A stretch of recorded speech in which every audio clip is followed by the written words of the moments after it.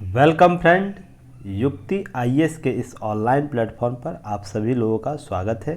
आज 4 अक्टूबर है, तो दैनिक जागरण के राष्ट्रीय संस्करण न्यूज़पेपर में आप लोगों के लिए प्रारंभिक परीक्षा, पीटी, मेंस और इंटरव्यू और इन कौन कौन से न्यूज़ को कवर किया गया उस पर हम लोग परिचर्चा करेंगे, जो आप लोगों के लिए यूपीएससी और पीसीएस स्तर, स्टेट पीसीएस स्तर पर बहुत ही उपयोगी होगा। साथ ही साथ जितने भी एग्ज़ाम कॉम्पिटिटिव एग्ज़ाम आप लोग देते हैं उसमें भी यह पीटी ओरिएंट आप लोगों को फैक्ट काम करेगा। तो चलिए हम लोग बात करते हैं, आगे बढ़ते हैं। इससे आगे बढ़ने से पहले आप लोग ज़रूर यूट्यूब चैनल को, युक्ति आईएएस के यूट्यूब चैनल को सब्सक्राइब कीजिए। साथ ही साथ बेल आइकन को भी दबाएं ताकि सभी नोटिफिकेशन सबसे पहले आप तक पहुँचे। और जो हमारे पुराने लिस्नर हैं, व्यूअर हैं और नए लिस्टर व्यूअर, सभी लोग आप लोग चैनल को शेयर कीजिए, अपने ग्रुप जितने भी ग्रुप्स है उस पर सर्कुलेट कीजिए। व्हाट्सएप स्टेटस लगा सकते हैं हमें प्रमोट करने के लिए, जो यूट्यूब लिंक होगा उसे।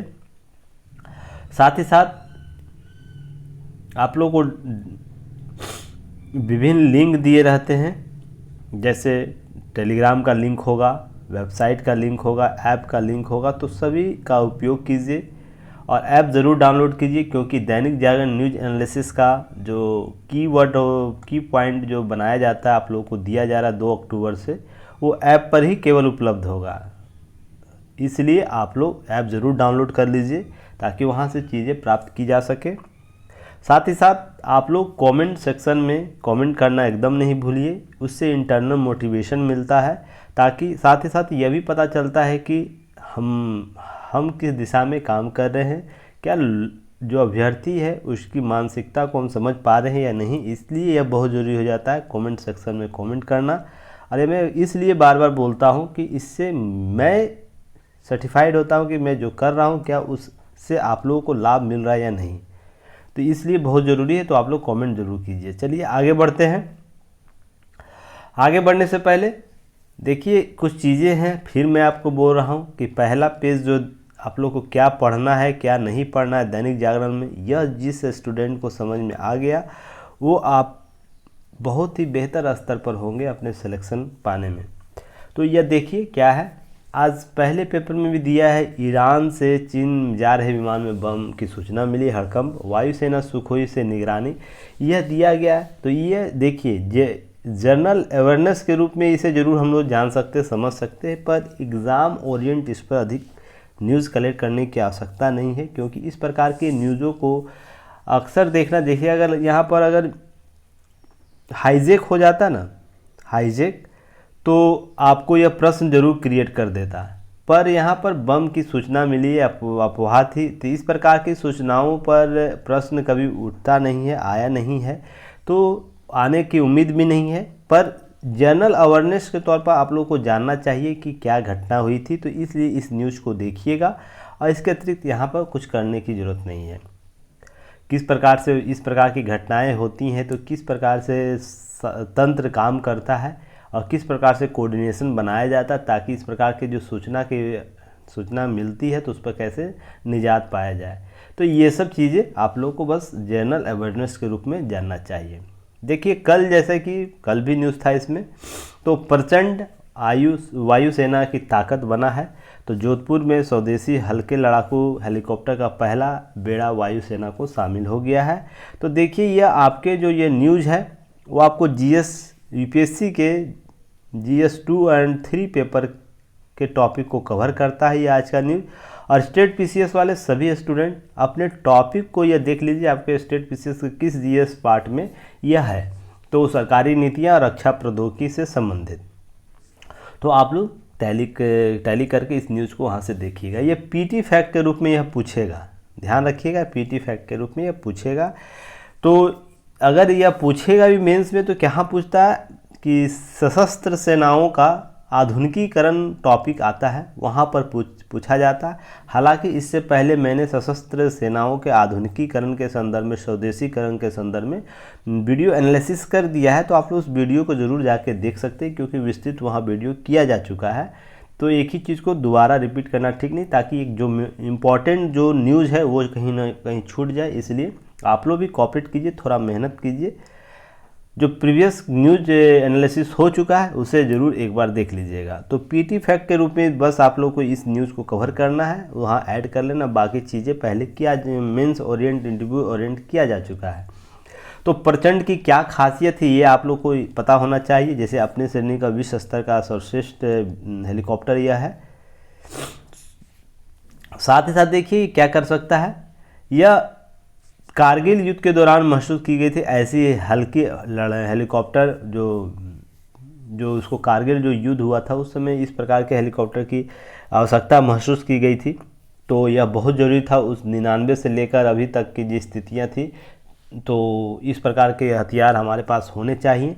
और देखिए हवा में हवा मार करने वाली मिसाइल इस पर लॉन्च की, इस पर सेटअप किया जा सकता है। साथ ही साथ 20 मिलीमीटर बुर्ज गन इस पर मिली बोर का जो बोर होता है गन होता है उसे भी लोड किया जा सकता है। रॉकेट सिस्टम इस पर अपलोड किया जा सकता है और दुश्मन की वायु रक्षा विध्वंस प्रणाली जो है उस पर यह कार्य करता है। तो यह भी आप लोग को समझने की ज़रूरत है कि यह किस रूप से काम करता है। यह लगभग 16,400 फीट की ऊंचाई पर हमला कर सकता है। कितनी बड़ी ऊंचाई देखिए, तो कारगिल की लगभग जो ऊंचाई थी या सियाचिन की जो लगभग ऊंचाई है उसके आसपास जाकर यह काम कर सकता है। तो बहुत ही रणनीतिक दृष्टि से यह महत्वपूर्ण हो जाएगा।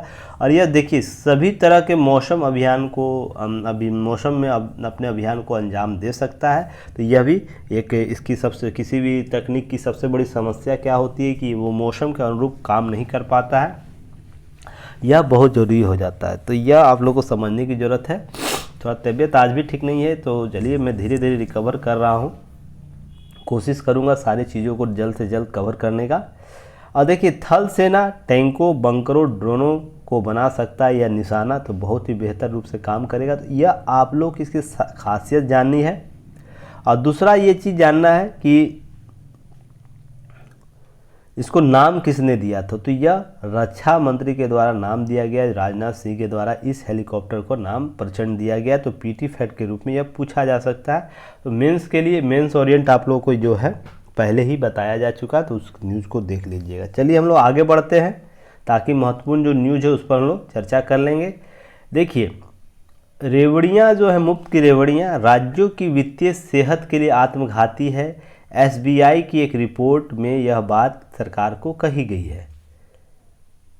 तो यह साथ ही साथ नई पेंशन योजना, जो पुरानी पेंशन योजना को लागू करने के लिए राज्यों में होड़ सी मची हुई है, उसमें भी एसबीआई ने चिंता व्यक्त की है, क्या उससे प्रभाव आएगा। और आज का लेख यही इसी टॉपिक पर है, पेंशन योजना है उससे संबंधित। तो हम लोग उस पर महत्वपूर्ण रूप से चर्चा करेंगे। पर इस संदर्भ में जो मुफ्त की रेवड़ियों के संदर्भ में देखिए 10 अगस्त 2022 का न्यूज एनालिसिस आप लोग देखिएगा, वहाँ पर मुफ्त की रेवड़ियों को संबंधित सभी टॉपिक, सभी चीज़ों पर चर्चा किया जा चुका है। तो आप लोग उसको एक बार ज़रूर देख लीजिएगा और उसके साथ ही इस न्यूज़ को जोड़ लीजिएगा, ऐड कर लीजिएगा, ताकि चीज़ें और भी स्पष्ट हो जाए। उस दिन भी मैंने आप लोगों को मुफ्त की रेडियो के संदर्भ में जो डाटा संस्थाओं के द्वारा दिया गया है उसकी चर्चा की गई है, किया जा चुका है। और आज एसबीआई के द्वारा जो चीज़ें की गई हैं उस पर हम लोग चर्चा कर लेंगे। देखिए यहाँ पर देखिए क्या बात हो रही है। लोक लुभावन जो घोषणाओं के क्रम में जहां राजस्थान, झारखंड के उत्तराखंड सरकार पुरानी पेंशन स्कीम को फिर से लागू करने का ऐलान किया है, वहीं कुछ और राज्य इसे लागू करने पर विचार कर रहे हैं। देखिए यहाँ राज्यों में होने वाले चुनावों के दौरान जिस तरह की राजनीतिक पार्टियां ने बढ़ चढ़कर चुनावी रेवड़ियां बांट रहे हैं, इन प्रदेशों की वित्तीय सेहत खराब होता है। इसी से जाकर कहीं न कहीं अतिरिक्त दबाव राज्यों पर और उसके साथ केंद्र सरकार पर पड़ती है, जिससे वित्तीय समावेशन समाप्त कहीं न कहीं चिंता का विषय हो जाता है और चीज़ें हमारे हाथों से बाहर निकल जाती है। उसी क्रम में देखते हैं हिमाचल प्रदेश में पुरानी पेंशन स्कीम लागू करने का मतलब होगा कि प्रदेश के कुल राजस्व का 450% सिर्फ पेंशन के मद में खर्च करना होगा। तो सोचिए समझ लीजिए, जिस स्टेट का अगर किसी योजना के लागू करने से उसके कुल का 450% खर्च केवल उसके पेंशन योजनाओं पर करना पड़ जाएगा, तो उस राज्य की आर्थिक स्थिति किस रूप में प्रभावित होगी, तो इससे कोई भी आंकड़े से समझ सकता है। साथ ही साथ देखिए यहाँ पर गुजरात के मामले में बोला गया है, गुजरात 138% पेंशन और पंजाब में कुल राजस्व का 242% पेंशन पर खर्च करना होगा अगर पुरानी पेंशन योजना लागू की जाती है। तो इसी पर एसबीआई जो है की ओर से जारी रिपोर्ट सुप्रीम कोर्ट को सुझाव दिया गया है। तो सुप्रीम कोर्ट को बोला गया है कि सुझाव के रूप में या सुप्रीम कोर्ट से आग्रह किया गया है कि उसे मुफ्त चुनावी रेवड़ियों की सीमा तय कर देनी चाहिए और यह सीमा राज्यों के कुल सकल घरेलू उत्पाद जीडीपी जो होगा या एसडीजीपी भी जिसे कहते हैं हम लोग, कल्याणकारी और उसका 1% होना चाहिए और कुल राजस्व संग्रह का या राज्यों के कुल राजस्व व्यय का 1% होना चाहिए। 1% आप मुफ्त रेडियो के संदर्भ में मुफ्त घोषणाएं करते वही होना चाहिए, नहीं तो हमारे हाथ से बाहर हो जाएगा सिस्टम जो होता है। आर्थिक मॉनिटरिंग जो होती है उससे जो राज्यों को सशक्त किया जाता है, बहुत सी देखिए यह अम्ब्रेला योजना के रूप में काम करेगा। मुफ्त की रेवड़ियों को अगर नियंत्रित नहीं किया गया तो जैसे बहुत से इसके और भी पार्ट को प्रभावित कर रहा है तो यह आपको असर डालेगा। जैसे विकास के जो कार्य है उसको प्रभावित करता है, इकोनॉमिक रूप से अर्थव्यवस्था जिस रूप से प्रभावित होगी, कर्ज का दबाव बढ़ेगा अगर मुफ्त की रेवड़ियाँ लगातार जारी रहेगी। इसी प्रकार पेंशन योजना आ जाता है तो कल्याणकारी योजनाओं को कम करना पड़ जाएगा। साथ ही साथ आपको यह भी देखना पड़ेगा जो राज्यों का जो वृद्धि दर है वो भी प्रभावित होगा। साथ ही साथ आपको निवेश जो आएगा वो भी कहीं ना कहीं प्रभावित होगा। इस मुफ्त की रेवड़ियों को लगातार या पेंशन योजनाओं को लाने के जो राज्य कर रहे हैं इस सभी से प्रभावित होगा। तो यह बहुत ज़रूरी, अगर एक टॉपिक को हम लोग काम कर लेते हैं उसके सब टॉपिक पर भी हम लोग कहीं ना कहीं कंट्रोल कर सकते हैं और अपने जो एक मध्यम मार्गी जो कॉन्सेप्ट है उसके आधार पर हम राज्यों को विकसित कर सकते हैं। यह बहुत ज़रूरी है।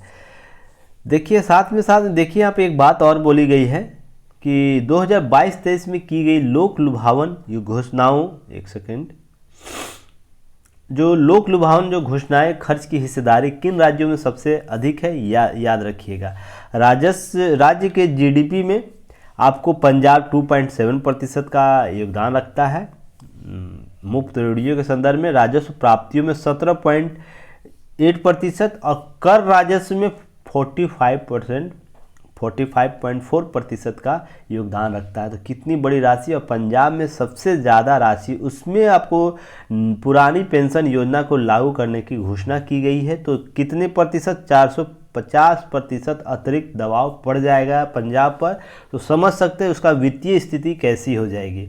यह छिपाने वाली बात नहीं। ऐसे ही आंध्र प्रदेश सबसे ज़्यादा 30, उसके बाद पंजाब के बाद है 30.3%, झारखंड 26.7%, मध्य प्रदेश 28.8%, बंगाल 23.80%, राजस्थान भी इसी तरह है। बिहार आप लोग देख लीजिए 2.7% आपको देखने को मिल जाएगा। इस प्रकार के मुफ्त रेडियो के संदर्भ में चर्चा की गई है। हालांकि पुरानी पेंशन योजना उसके आर्टिकल में जो आज आया है उस पर हम लोग चर्चा करेंगे, विस्तृत चर्चा करेंगे।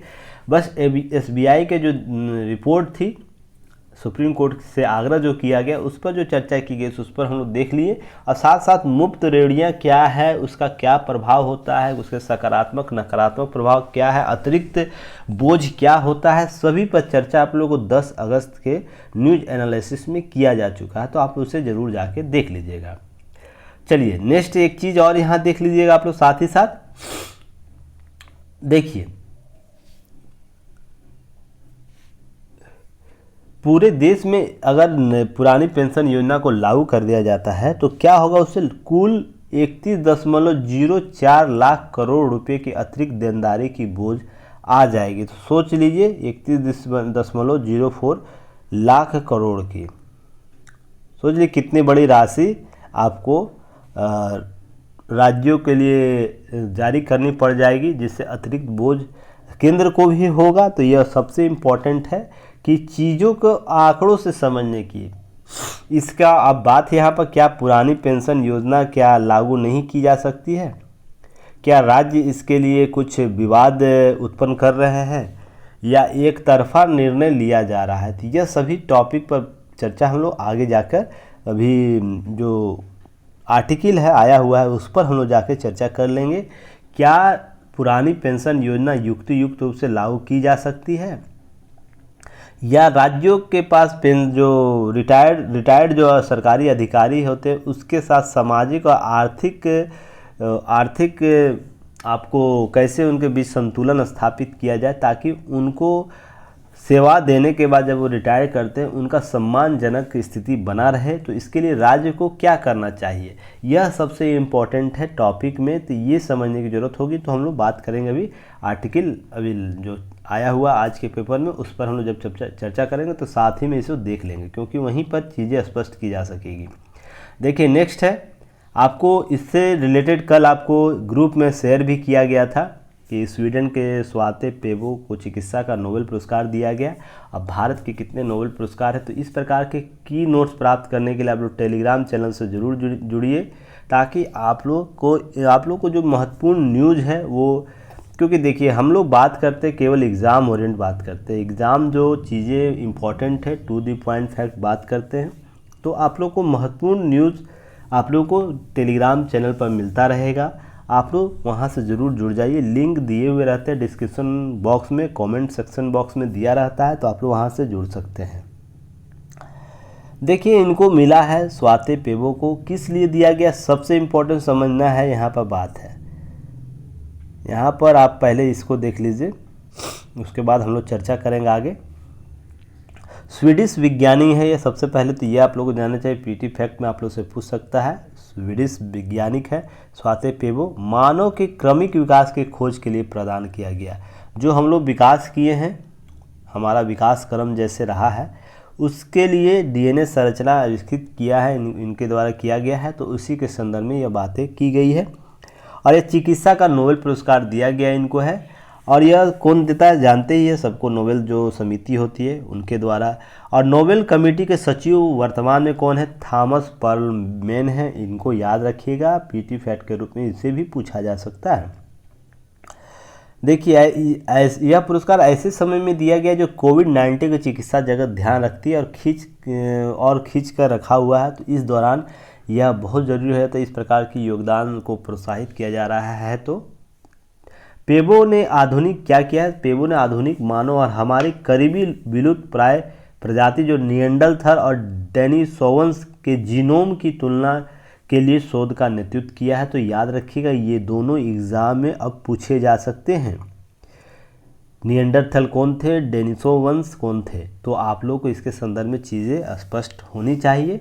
तो देखिए जब आपको नोबेल पुरस्कार टोटल घोषणा हो जाएगी तो उसके बाद मैं एक वीडियो बना दूंगा, उस पर सारी चीज़ों पर कवर कर लूँगा ताकि कुछ भी ना चीज़ छूटे। तो ध्यान आप लोग हड़बड़ाइएगा नहीं, वेट एंड वॉच कीजिए। अभी नोबेल पुरस्कार सभी घोषणा हो जाने दीजिए, सभी के क्या क्या योगदान आए देखिए, एक एक करके दूंगा तो होता है क्या है कि चीज़ें छूट भी सकती है, और एक साथ एक जगह मैं मर्ज करके दे दूंगा ताकि एक ही पीडीएफ में सारी चीज़ अवेलेबल हो जाए, और आप लोग उसे बस राइट डाउन कर लीजिएगा और याद कर लीजिएगा ताकि एग्ज़ाम में आप लोग को काम दे सके। देखिए इनका शोध क्या करता है, शोध यह इन प्रजातियों के बीच के संबंध को स्थापित करता है। निएंडरथल और डेनिसोवन्स के जो संबंध क्या थे, इसके संबंध को आपको स्पष्ट करता है। और शोध में पाया गया कि होमोनिन जो जीन्स होमो सैपियंस के में ट्रांसफ़र हुए थे, होमोनिन जीन्स जो थे वो होमो सैपियंस में ट्रांसफ़र हुए थे, और निएंडरथल की हड्डियों में पहली बार 19वीं शताब्दी के मध्य में खोजा गया था। और देखिए इस पे यूपीएससी भी प्रश्न पूछा है, निएंडरथल मानव के डीएनए जो प्रिंटिंग किया जा रहा है किनके द्वारा किया जा रहा है, ऑप्शन में दिया हुआ था, तो यह इनका ही नाम था। और याद रखिएगा इनके पिताजी को भी नोबेल पुरस्कार मिला है, ध्यान रखिएगा, इस प्रकार के भी प्रश्न किए जा सकते हैं। आप देखिए शोध में क्या कहा गया, पुरस्कार समिति ने क्या कहा है, देखिए अपने अग्रणी शोध के माध्यम से स्वाते पेबो ने कुछ ऐसा किया है जो असंभव सा प्रतीत होता है। कैसे असंभव प्रतीत होता है कि निएंडरथल के जीनोम के अनुक्रमित करना, जो वर्तमान मनुष्यों के विलुप्त रिलेटिव हैं, उनको पहले विलुप्त हार्मोनिन और डेनिसोवा की सनसनी के खोज की है। अर्थात एक कड़ी की खोज की है जिससे यह पता चलता है कि हमारा क्रमिक विकास किस रूप से हुआ है। यह बहुत ही असंभव सा कार्य दिखता है, तो ये इनके लिए इनको नोबेल पुरस्कार दिया गया है। ध्यान रखिएगा, गत वर्ष का नोबेल पुरस्कार किन्हें दिया गया है? चिकित्सा के क्षेत्र में डेविस, जूलियस और आडर्म पटापुटियन को दिया गया है, तो यह भी याद रखिएगा। और इनको दिया गया था मानव शरीर के स्पर्श और तापमान में कैसे महसूस करता है आधारित कॉन्सेप्ट के लिए दिया गया था। तो ये सब प्रश्न आपको पूछा जाता है। और देखिए नोबेल पुरस्कार के तौर पर कितना दिया जाता है, लगभग स्वीडिश कॉर्नर 7.31 करोड़ रुपये के करीब आता है और नगद राशि प्रदान की जाती है। यह अलग अलग क्षेत्रों के 10 दिसंबर को दी जाएगी अलग अलग विजेताओं को। राशि की स्थापना करने स्वीडन के जो आविष्कार थे अल्फ्रेड नोबेल को छोड़ी गई वसीयत में दी जाती है। अल्फ्रेड नोबेल की मृत्यु 1895 में हुई थी और अल्फ्रेड नोबेल ने क्या किया था आप लोग सभी जानते हैं, छिपा हुआ नहीं है, पुरस्कार सभी लोग इसके संदर्भ में जानते हैं। तो चीज़ें देखिए, अब शांति का नोबेल पुरस्कार की घोषणा 7 तारीख को होगा, तो उस दिन देखते हैं किनको मिलता है। देखिए 10 अक्टूबर को सभी घोषणाएं कर दी जाएगी, 10 अक्टूबर तक। तो जब लास्ट घोषणा होगा ना, उसके बाद सारी चीज़ों को मैं स्पष्ट रूप से आप लोग को एक PDF में बना कर दूंगा ताकि आप लोग उन सब चीज़ों को कवर कर लें। आगे बढ़ने से पहले चैनल को ज़रूर सब्सक्राइब कीजिए, शेयर कीजिए, कमेंट कीजिए। 3 काम आप लोग को करना है। तो सब्सक्राइब तो आप लोग जो पुराने मित्र हैं वो कर चुके होंगे, पुराने लिसनर व्यूअर हैं। नए जो अभी सुन रहे हमें, बस देखते हैं न्यूज़ को और वो आगे बढ़ जाते हैं। ज़रूर चैनल को सब्सक्राइब कीजिए ताकि हम लोग और भी बेहतर तरीके से काम कर सके। चैनल को शेयर कीजिए। आप लोग व्हाट्सएप, टेलीग्राम चैनल जो भी आप लोग का ग्रुप है, व्हाट्सएप स्टेटस पर युक्ति है इसका लिंक ऐड कर सकते हैं ताकि और भी लोग देखें, समझें। और कमेंट करिए ताकि इंटरनल मोटिवेशन बना रहे, कोई भी समस्या उसे समझा जा सके। तो चलिए बात करते हैं नेक्स्ट।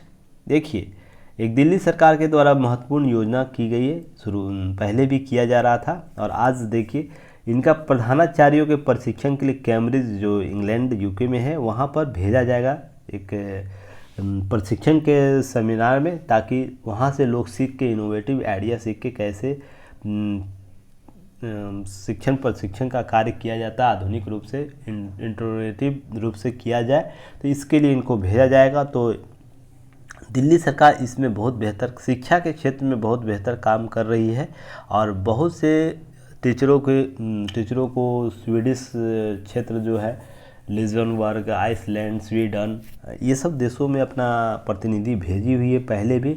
अब कैम्ब्रिज विश्वविद्यालय जाएगा, तो कैम्ब्रिज में भेजने के बाद यहाँ लीडरशिप प्रशिक्षण, स्पेशल लीडरशिप प्रशिक्षण कार्यक्रम में भाग लेंगे। वहाँ शिक्षा पद्धति को समझने का प्रयास करेंगे ताकि आकर दिल्ली में भी इसके लिए काम किया जा सके। और जो उप मुख्यमंत्री वहाँ के हैं जो मनीष सिसोदिया जी, उनके द्वारा मिला गया और इनको मोटिवेट किया गया। देखिए बात यहाँ क्या है कि 2 आज विश्वविद्यालय की चर्चा की गई है। एक दिल्ली के विश्वविद्यालय ने विद्यालयों की चर्चा की गई। दिल्ली का एक मॉडल जो शिक्षा मॉडल है, जैसे उनको अपने राज्य, अपने स्कूल के जो एसेट है उसका उपयोग कैसे करना है, उसका प्रत्यक्ष उदाहरण यहाँ से देखने को मिलता है। वैसे ही यूपी में एक सिद्धार्थ नगर है जो आगे मैं अभी चर्चा करूंगा, उसने देश के जो राज्य के एसेट को, स्कूल के एसेट को कैसे उपयोग में लाया जा सकता उसका उदाहरण प्रस्तुत किया है। तो यह केस स्टडी के तौर पर आप लोग इसे यूज़ कर सकते हैं। अगर मान लीजिए प्रश्न आपसे पूछा जाए शिक्षा के बदलाव में, या नई आधुनिक शिक्षा, नई शिक्षा नीतियों को बदलाव लेकर आने की इंगित करता है, या इस प्रकार की नई शिक्षा पद्धतियों को अनुसरण में लाने का अनुसरण कैसे लाया जा सकता है, इसके संदर्भ में अगर क्वेश्चन इस प्रकार से पूछे तो आप लोग इसको केस स्टडी तौर पे, एग्जाम्पल के तौर पर दे सकते हैं। दिल्ली का यह जो मॉडल है और साथ में सिद्धार्थ नगर जो मॉडल है, अभी हम लोग उस पर चर्चा करेंगे, वो दोनों मॉडल, क्योंकि उसने क्या किया अभी हम लोग जानेंगे। क्योंकि देखिए इसरो के साथ मिलकर उसने बहुत ही लैब विकसित किया है जिससे वहाँ के जो स्कूल के छात्र छात्राएं हैं इनोवेटिव आइडिया डेवलप कर सके और जो नई औद्योगिक नीतियों को समझ सके और जो भारत अंतरिक्ष क्षेत्र में काम कर रहा है उसके लिए मोटिवेट होकर काम कर सके। तो देखिए शिक्षा जगत को हमारे भारतीय शिक्षा जगत इस प्रकार के इनोवेटिव जो कदम है, स्टेप है, वो उठाने की ज़रूरत है हर स्टेट में। वो क्यों न बिहार हो, यूपी हो, दिल्ली सरकार हो, साथ ही साथ विभिन्न राज्यों के विभिन्न क्षेत्रों में यह सब करने की ज़रूरत है। तो यह बहुत ज़रूरी हो जाता है। सभी स्टेट इस पर काम करें ताकि और भी बेहतर तरीके से काम किया जा सके।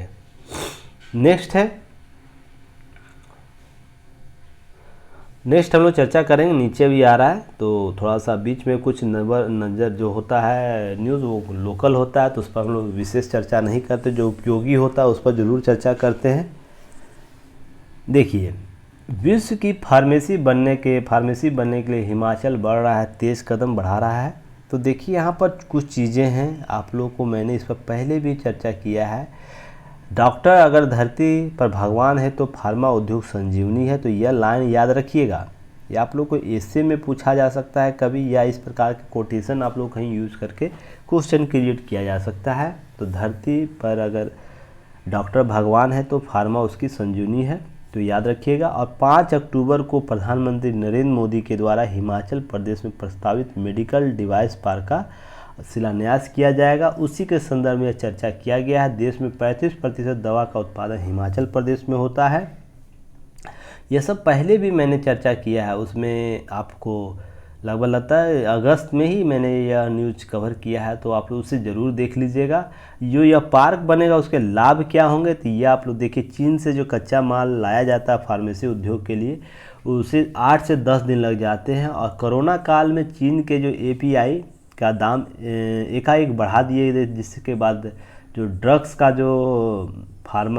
जो आपूर्ति था वो बहुत बाधित हुआ था। तो ये सब समस्याओं से निदान करने के लिए यह भारत में जो हब है, पार्क हब बनाने के लिए चर्चा आई थी, जो इसका 3 पार्क बल्क ड्रग पार्क स्थापित किया जा रहा है। तो यह बहुत ही महत्वाकांक्षी योजना है। देखिए स्थानीय स्तर पर API जो बनाने, अर्थात जो कच्चा माल बनाने के लिए ड्रग्स दवाएं जो बनाई जाती है उसके कच्चा माल प्रोड्यूस करने के लिए सस्ती दवाएं मिलने की उम्मीद है। और यह पंजाब, हरियाणा, दिल्ली, उत्तराखंड और उत्तर प्रदेश को भी लाभ मिलेगा इससे। यह बहुत ज़रूरी है इस प्रकार के आपको कॉन्सेप्ट को डेवलप करने के लिए। और देखिए पहले का न्यूज़ है उस पर आप लोग देख लीजिएगा, क्यों ज़रूरी है फार्मा उद्योग को स्वदेशीकरण करना, यह बहुत ज़रूरी हो जाता है। तो इस प्रकार के जो टॉपिक है आप लोग ज़रूर पहले के जो न्यूज़ एनालिसिस किए जा चुके हैं उससे देख लीजिएगा ताकि चीज़ें समझ सकें। अब उसी चीज़ को मान लीजिए मैं फिर यहाँ चर्चा करूँगा। चीज़ें देखिए और भी महत्वपूर्ण टॉपिक है, आप लोग इस चीज़ को समझिएगा। तो छूट जाता है तो मुझे भी सर्टिफाइड में भी नहीं होता और आप लोग भी कहीं ना कहीं असहज महसूस करेंगे। इसलिए मैं आप लोग को एक लिस्ट देता हूँ जिसके अनुसार आप लोगों को डेली का न्यूज़ आप लोगों को वहाँ लिंक अवेलेबल रहता है, आपको लिंक क्लिक करके बस देखना रहता है। तो आप लोग इतना ज़रूर काम कर लीजिएगा, सारे का की नोट्स बना लीजिएगा, ठीक ना। देखिए भारतीय फार्मा जो क्षेत्र है उसमें उत्पादन के लिहाज से विश्व का तीसरा सबसे बड़ा दवा उद्योग भारत का है।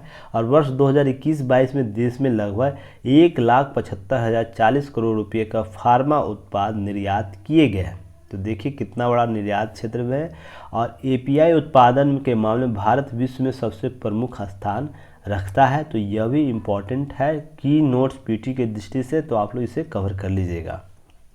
चलिए नेक्स्ट हम लोग बात करते हैं, नीचे ही है, मैं इसी गांव की बात कर रहा था। देखिए मॉडल की अब क्या है, यह क्यों ज़रूरी है, यह रोड मैप तैयार कर सकता है किसी विद्यालय के लिए। तो इसे समझिए, जैसे शिक्षा दिल्ली मॉडल आपको देश में अन्य राज्यों के लिए मॉडल स्थापित किया है। अपशिष्ट प्रबंधन में अंबिकापुर की मैंने चर्चा की थी, अंबिकापुर ने मॉडल प्रस्तुत किया है। केरल के बहुत से स्टेट स्वास्थ्य क्षेत्रों में मॉडल के रूप में प्रस्तुत हुआ है। तो इसी प्रकार यह सिद्धार्थनगर जो उत्तर प्रदेश का, यह भी मॉडल स्थापित कर सकता है अगर इसके मॉडल को सभी विद्यालय अनुसरण करते हैं। तो यह क्या है, तो देखिए यहाँ पर देखिए देश के सबसे पिछड़े जिलों में गिना जाने वाला सिद्धार्थनगर अब अंतरिक्ष विज्ञान के क्षेत्र में आगे बढ़ेगा। यहाँ पर देखिए डुमरियागंज तहसील के पूर्व माध्यमिक विद्यालय हुसड़ी, देखिए यहाँ पर लिखा हुआ भी है, इसे देख सकते हैं आप लोग पेपर में स्पेस लैब अंतरिक्ष प्रयोगशाला बनाया जाएगा। यह देश का पहला सरकारी विद्यालय होगा जहां स्पेस लैब होगा। तो यह भी देखने को, यह भी पीटी फैक्ट के रूप में पूछा जा सकता है आप लोगों को। देश का पहला सरकारी विद्यालय जहां स्पेस लैब आपको बनेगा। और यह क्या होगा देखिए यहाँ पर व्योमिका स्पेस प्राइवेट लिमिटेड विद्यालय के 7 बच्चों को स्पेस एजुकेशन ट्रिप के लिए इसरो अहमदाबाद ले जाएगा। जो अहमदाबाद के साथ साथ देखिए स्पेस लैब में autonomy project kit, hexacopter drone kit, microdrone aircraft kit, solar and deep sky observation telescope, Pragyan scale model, ग्रोवर सैटेलाइट मॉडल और 42 संयंत्र उपलब्ध होंगे जिसकी लागत लगभग 8 लाख के आसपास होगी। और देखिए क्यों ज़रूरी है, देखिए यहाँ पर इस चीज़ को समझिएगा। जो ग्राम प्रधान है दिलीप त्रिपाठी बताते हैं इस सिद्धार्थनगर के कि पहले वो यहाँ पर नक्षत्रशाला बनाने वाले थे, की तैयारी कर रहे थे, जैसे तारामंडल होता है उसी प्रकार का। इसी दौरान पता चला कि प्रधानमंत्री नरेंद्र मोदी के द्वारा अंतरिक्ष विज्ञान की शिक्षा पर जोर दिया जा रहा है।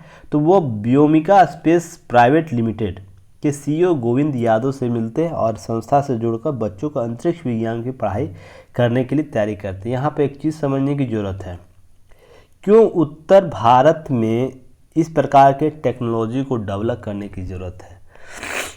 उत्तर प्रदेश हो, बिहार हो, मध्य प्रदेश हो या और भी स्टेट जो उत्तर प्रदेश के इधर वाले हैं, इधर आपको गुजरात राजस्थान को छोड़ दिया जाए, उत्तर प्रदेश जो बृहद जनसंख्या रहता है यहाँ पर अभी भी सरकारी नौकरी को तरजीह दी जाती है।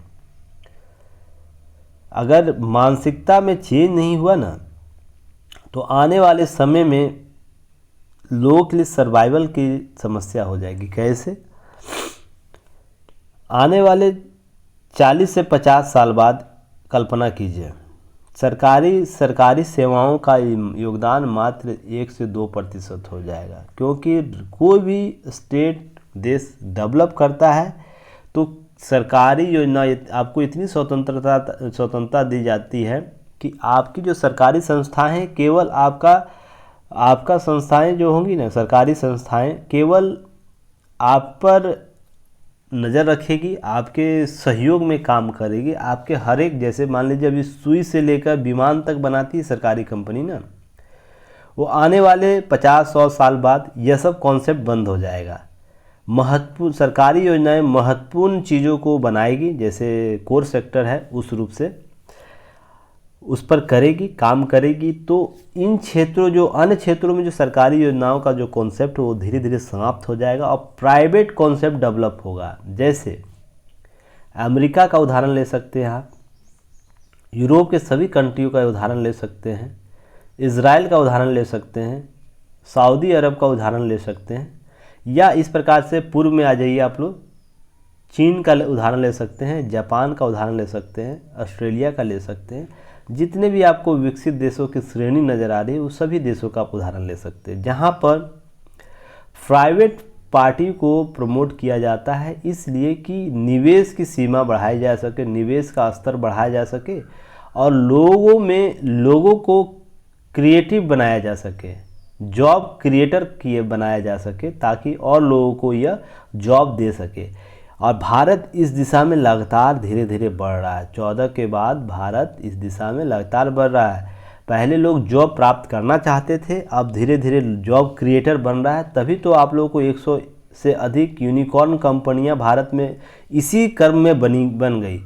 इसलिए जॉब क्रिएटर जो कॉन्सेप्ट है वो आ रहा है भारत में। तो आने वाले समय में जॉब क्रिएटर फील्ड आपको डेवलप होगा। तो सरकारी क्षेत्र में जो नौकरियों को लेकर जो प्रयास लोग करते हैं उसकी संख्या धीरे धीरे कम होगी। तो मानसिकता में बदलाव बहुत ज़रूरी है। नहीं तो होता क्या, उत्तर भारत में आपको उत्तर प्रदेश, बिहार, एमपी जैसे राज्यों में सरकारी नौकरियों को तरजीह दी जाती है। तो जो गार्जियन होते हैं, जो आपको ये कहावत यहाँ पर है कि अगर चपरासी की नौकरी आप कर रहे हैं 4th ग्रेड, तो समाज में आप बेहतर स्थिति में हैं अपने समाज आसपास के समाज में। अगर प्राइवेट में आप काम कर रहे हैं, यहाँ सालाना आपको 2 लाख भी पैकेज मिल, सालाना में मासिक 2 लाख भी पैकेज मिल रहा है, तो भी आप इससे समाज में कम ही स्तर पर आके जाते हैं। और यह सही भी है, कहीं ना कहीं आप लोग भी इसे महसूस करते होंगे। तो देखिए क्या होगा, यह सब जो कॉन्सेप्ट जब आएगा उत्तर भारत में ना, आप केरल या बेंगलुरु के क्षेत्र का, कर्नाटक, केरल, आंध्र प्रदेश, तेलंगाना के क्षेत्र का आप देख लीजिए, वहाँ पर बच्चा हमेशा अंतरिक्ष के ही चीज़ों को समझता है, आईटी फील्ड को समझता है। तो आप वहाँ देखते होंगे कि मैट्रिक करने के बाद वहाँ के जो यंग जनरेशन है उनको सेल्फ डिफेंड होने के लिए आज़ाद कर दिया जाता है, अर्थात वो सेल्फ डिफेंड हो सकते हैं, वो किसी न किसी रूप से अपने जीविकोपार्जन के लिए कार्य करते हैं। पर यहाँ पर उत्तर भारत वाले क्षेत्रों में होता क्या है कि लोग मैट्रिक कर लिए, ग्रेजुएशन कर लिए, पीएचडी कर लिए, फिर भी कहीं ना कहीं अपने पारिवारिक लोगों के साथ जुड़े रहते हैं, सेल्फ डिपेंडेंट नहीं हो पाते हैं और सरकारी नौकरी के आस में आप इस स्तर तक आ जाते हैं और आप पर एक अलग दबाव पड़ता है। इसलिए अगर इस प्रकार के कॉन्सेप्ट इन क्षेत्रों में आएगा तो लोग अभ्यस्त होंगे, नई नई प्रौद्योगिकियों को समझेंगे और गार्जियन जो होते हैं या समाज के जो लोग हैं उसमें जो मनोदशा वो भी चेंज होगा। आज याद रखिए, इसरो जब स्थापना हुआ था उसके बाद की स्थिति केरल और कर्नाटक का देखिएगा और इसरो के स्थापना के बाद की स्थिति देखिएगा, इनोवेशन क्षेत्र में कैसे डेवलप हुआ है यह दक्षिण के राज्य। तो यह ज़रूरी है ऐसे कॉन्सेप्ट को उत्तर भारत में लाना ताकि लोग समझ सके। मैंने 2-4 चीज़ें आप लोगों को समझाए कि अब जॉब क्रिएटर की मांग बढ़ेगी, तो इस प्रकार की कार्यशालाओं को विद्यालय में स्थापित किया जाएगा ना, तो बचपन से ही लोग अभ्यस्त हो जाएंगे जॉब क्रिएटर के लिए। एक आप इस चीज़ समझिएगा। दूसरा कि औद्योगिक प्रौद्योगिकी के क्षेत्र में विकास क्रिएट होगा तो लोग इसे समझ पाएंगे कि हमें किस फील्ड में, और भी सरकारी सेवाओं के अतिरिक्त भी बहुत से फील्ड है जहां जीविकोपार्जन बेहतर तरीके से किया जा सकता है और साथ ही साथ निवेश को बढ़ाने में ये काम करेगा। मान लीजिए हर राज्य में ऐसे, हर ज़िले में ऐसे मॉडल स्कूल बनते जाएंगे तो देखिए होता क्या कि जब तक उन फील्ड में विकास नहीं होगा, मान लीजिए सिद्धार्थ नगर के ही लेके चलिए, यहाँ पर आपको लेबशाला बन गई है, तो देखिए इसके अतिरिक्त बाहर में आपको पीपी मोड पर भी बहुत से लैब क्रिएट हो जाएंगे जिससे और भी लोग मोटिवेट होकर इसमें काम कर सके। तो यह बहुत ज़रूरी है आप लोगों को इस थीम को समझने। देखिए कोई भी योजना है ना, केवल योजना मात्र नहीं होता, उसके पीछे बहुत से बैकग्राउंड वर्क काम करते हैं, ठीक ना। जैसे मैंने आप लोगों को अम्ब्रेला योजना के रूप में आप लोगों को बताता हूँ, उसी तरह यह बैकग्राउंड में बहुत से काम करेगा यह योजना जो लैब का कॉन्सेप्ट लाया गया है उत्तर प्रदेश में। तो देखिएगा, देखा देखी इसमें कितनी भी योजनाएं आपको आने वाले समय में देखने को मिल जाएगा, तो इसलिए बहुत ज़रूरी है इसे समझने की। तो चलिए नेक्स्ट हम लोग बात करते हैं। देखिए फिर ईडी ने धोखाधड़ी करने वाले चीनी ऐप पर 5 करोड़ लगभग 5.85 करोड़ रुपए के जब्त किया है। तो 12 कंपनियों पर छापेमारी की गई है, लगातार यह चर्चा में रहा है। तो इस पर पहले भी मैंने न्यूज़ कवर किया है, बस इसमें कौन कौन से नए ऐप और भी इस पर सरकारी 12 कंपनियों पर छापेमारी की गई उसे बस ऐड कर लीजिएगा उस न्यूज़ में। और ये अगस्त के न्यूज़ एनालिसिस में, दैनिक जागरण न्यूज़ एनालिसिस में किया गया होगा, तो आप लोग जाके देख लीजिएगा, और भी चीज़ें जानने की ज़रूरत नहीं है।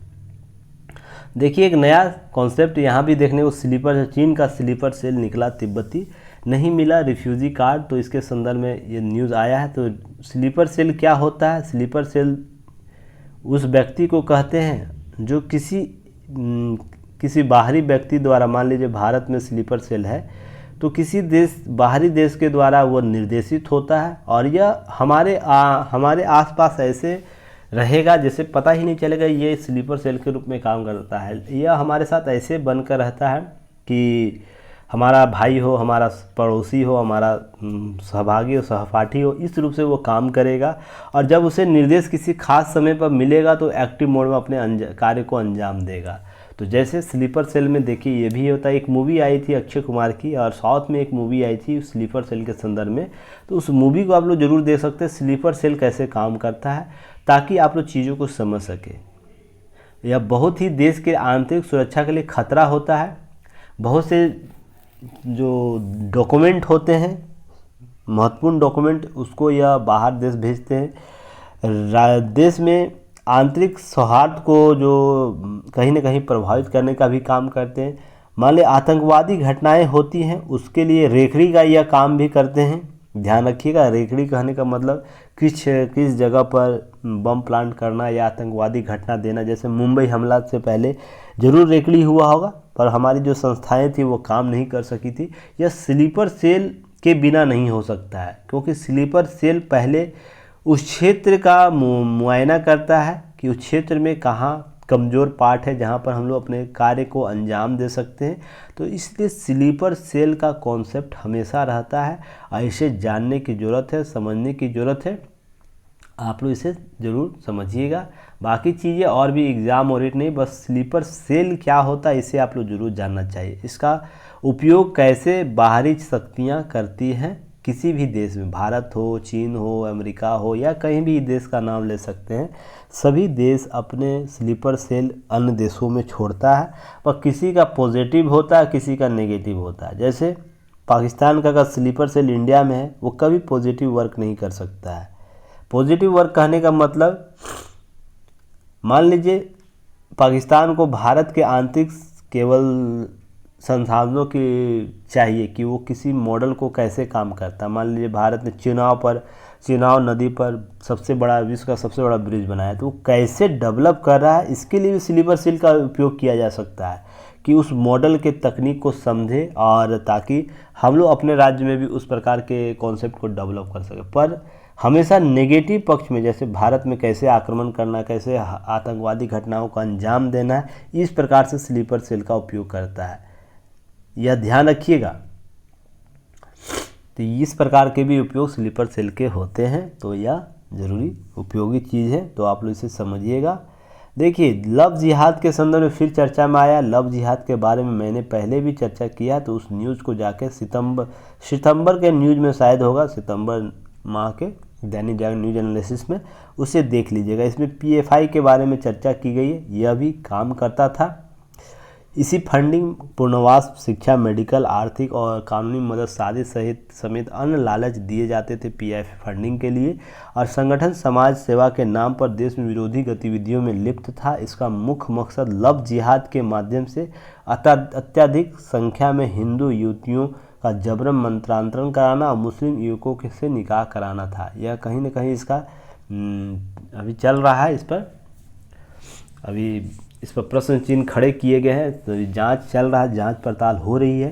तो यह कहीं ना कहीं खतरनाक स्थिति को भारत में लाती है। देखिए, स्वेच्छा से कोई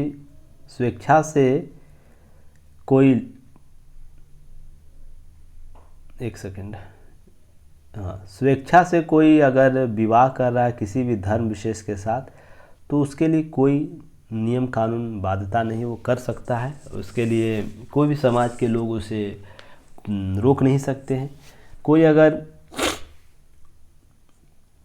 इस उद्देश्य से केवल विवाह कर रहा है कि उसके आंतरिक जो मूल धर्म है उसको परिवर्तित करने के उद्देश्य से किया जाए, तो देखिए यहाँ पर चीज़ें आपको प्रश्न चिन्ह खड़ा करेगा, और राज्य इसमें ज़रूर आएगी, इंटरफेयर करेगी। आपका धार्मिक मामला ही क्यों ना हो, वो इंटरफेयर करेगी। और उसका हक बनता है कि ऐसे जो लोग हैं उसको सजा दी जाए, उसको समाज के सामने लाई जाए, उसके मकसद को लाया जाए। देखिए, मैंने भी इस चीज़ को महसूस किया। मैं दिल्ली में जब था, तो मेरे सामने वाले फ्लैट पर एक मुस्लिम परिवार रहता था। मैं इसे अन्यथा नहीं लीजिएगा, मैं एक उदाहरण के तौर पर दे रहा हूँ ताकि चीज़ों को समझिएगा। मैं यहाँ फ्लैट पर सामने था, उस एक सामने वाले फ्लैट पर, यहाँ पर मेरे देखिए जस्ट रूम के सामने, फ्लैट वाले रूम के सामने वो परिवार रहा करती थी। उसमें 2 शादियाँ की थी, एक मुस्लिम से और एक हिंदू से। जो मुस्लिम वाले से लगभग 4 बच्चे थे, और ये जो नया किया था उससे 1 बच्चा था। तो देखिए यहाँ पर समझने वाली बात है। और ये जो आदमी था वो प्राइवेट जॉब करता था, तो समझ सकते हैं इसका उद्देश्य क्या रहा होगा। आप बता सकते हैं इसके संदर्भ में उद्देश्य क्या हो सकता है। जब इसका पहले से ही 4 बच्चे हैं तो ऐसा तो नहीं है पारिवारिक जीवन इसका नहीं कट रहा होगा, बहुत बेहतर तरीके से कट रहा। जब 4 बच्चे हैं, अब बच्चे 4 होने चाहिए, 2 होने चाहिए, उसके व्यक्तिगत निर्णय पर। एक जो भारत में जो जनसंख्या नियंत्रण है उसमें यह कहा गया है कि सभी फैमिली प्लानिंग का यूज़ करें, और हम दो हमारे दो का कॉन्सेप्ट जो लाया गया वो होना चाहिए। पर इस पर हम लोग बाद में चर्चा करेंगे। पहले मैं ये बात कर रहा हूँ कि इसका मकसद क्या रहा होगा। आप बता सकते हैं, कोई भी व्यक्ति जो सुन रहा होगा मेरी बात को, इसके होने के बावजूद अगर इसका वैवाहिक संबंध काफ़ी लंबे समय से रहा होगा, जब 4 बच्चे उसके हैं, तो ये नए युवती से विवाह करना, और देखिए, और इसके लिए हिंदू से विवाह करना क्या कारण रहा होगा, आप बता सकते हैं इसका। और बाद में हम लोगों को पता चला कि पहले ये सेपरेट अलग रहा करती थी, बाद जब हमारे फ्लैट के सामने आई तो ये हिंदू युवती लड़के या किसी तरह विवाद से साथ में रहने का आग्रह किए, नहीं तो चीज़ें केस और मुकदमे की बात की थी, तो जाके यह व्यक्ति राजी हुआ था और सभी साथ में रहते थे। अब विवाद डेली होता था वहाँ पर, तो सोच के देखिए इसका मकसद क्या रहा होगा। मैं बस इतना ही इंगित करना चाहता हूँ। अगर यह नहीं रहती, 4 एक बीवी और 4 बच्चे नहीं रहते और इससे विवाह करता, प्रेम विवाह, तो किसी रूप से यह प्रश्न चिन्ह नहीं था। पर यह होने के बावजूद भी हिंदू विवाह से, हिंदू लड़की से विवाह कर रहा है, और उसके लिए पूरी संस्थागत लोग लगे हुए हैं। यह भी याद रखिएगा, संस्थागत लोग लगे हुए हैं उसको। यह प्राइवेट जॉब कर रहा है, इसकी कितनी अर्न होगी, मान लीजिए ज़्यादा से ज़्यादा 15 से 20 हज़ार दिल्ली में प्राइवेट जॉब कहीं कर रहा है, उसकी अर्न कितनी होगी, 15 से 20 हज़ार। और इसकी लाइफ स्टाइल देखने से ऐसा ही लग रहा था कि इससे ज़्यादा इसकी आय नहीं होगी, मान लीजिए हार्डली 30 हज़ार होगा, इससे ज़्यादा की आय अर्निंग नहीं होगी। तो फिर भी यह कैसे सर्वाइवल कर रहा होगा इस कॉन्सेप्ट को। तो यही लव जिहाद का सबसे ड्रॉबैक उदाहरण है, इसे समझने की ज़रूरत है। और देखिए, स्वेच्छा से कोई विवाह कर रहा है, पहली बार किसी से विवाह कर रहा है, उसका उद्देश्य उद्देश्य परिवार निर्माण करना है, और उसके बाद अपने परिवार को सुखद और समृद्ध जीवन देना है। तो इसके लिए कोई दिक्कत नहीं किसी से लव मैरिज करना, पर इसका उद्देश्य किसी खास धर्म के तुष्टिकरण करने के लिए होना, खास उद्देश्य की पूर्ति करना है, किसी विशेष धर्म का धर्मांतरण करना हो, तो समस्या वहाँ उत्पन्न होती है। और राज्य, जो भी राज्य हो, राज्य सरकारें हों, वो उस मामले में आपको जो भी धार्मिक संस्थाएं हैं उस मामले में आएगी और प्रश्न चिन्ह खड़ा करेगी, और यह न्यायालय में जाएगा। और न्यायालय में जब जाएगा तो चीज़ें आपको इसी संदर्भ में देखने को मिलेगा। और इस पर मैंने आप लोगों को पहले भी न्यूज़ कवर किया है, तो आप लोग उसे ज़रूर जाके देखिएगा, समझिएगा कि मैंने किस संदर्भ में ये देखिए। अन्यथा समझने और सोचने की ज़रूरत नहीं है, या हिंदू पक्ष को ना ही मुस्लिम पक्ष को।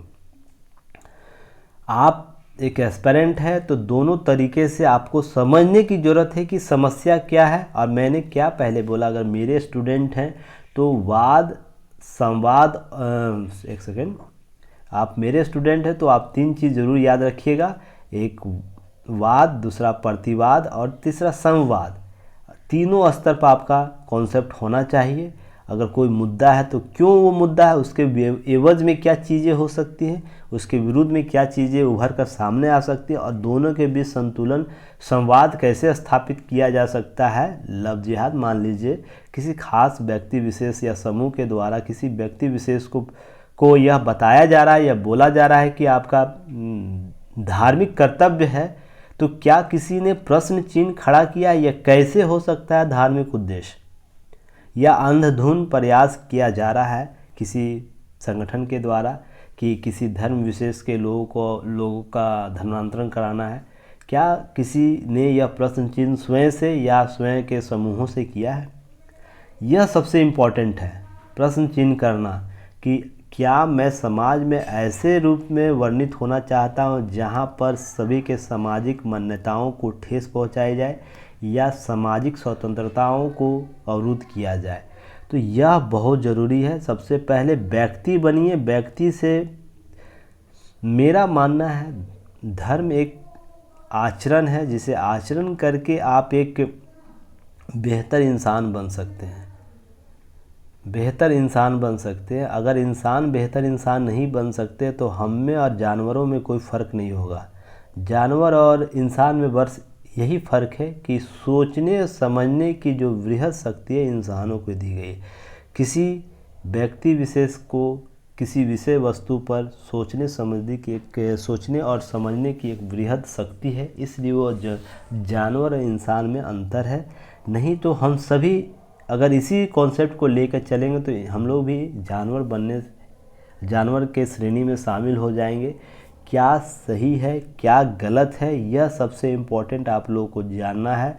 और मैं पहले भी बोला हूँ, आने वाले समय में भी यही बात बोलूँगा। किसी भी खास धर्म हो, ऐसा नहीं है कि आप उन कॉन्सेप्टों को लेकर आए जो आपके मूल संविधान में नहीं रहा हो, आपके मूल धार्मिक आधारों पर नहीं रहा। जब मूल प्रवृत्ति जैसे इस्लाम की मूल प्रवृत्ति जन्म ली है, उसमें इस कॉन्सेप्ट को कभी अपनाया नहीं गया हो, या फिर हिंदू धर्म के मूल प्रवृत्ति में इस प्रकार के कॉन्सेप्ट को नहीं अपनाया। अगर बाद में किसी कारणवश, राजनीतिक कारणवश, धार्मिक कारणवश या व्यक्तिगत कारणवश इसे शामिल किया गया है, इसमें आपको प्रश्न चिन्ह खड़ा करने की ज़रूरत है उस व्यक्ति विशेष के द्वारा। कर्तव्य है, अगर इस प्रकार कोई संगठन आपको मोटिवेट करती है तो सबसे पहले आप प्रश्न चिन्ह करिए, ऐसा मैं क्यों करूं? क्या यह सामाजिक दायित्व और व्यक्तिगत दायित्व से परे नहीं है? तो यह सबसे इम्पोर्टेंट है। चलिए, मैं उम्मीद करता हूँ ये सब चीज़ें आप लोग समझ गए होंगे, और जब क्वेश्चन आए तो इसी प्रकार से आंसर आप लोग देने की कोशिश कीजिएगा ताकि और भी बेहतर तरीके से इम्प्रूव हो सके। देखिए, पूर्वी लद्दाख में चीन के सामने संचार सेवा मजबूत हुई भारतीय सेना की, और इस पर पहले भी आया था न्यूज़, तो इसे आप लोग देख लीजिएगा।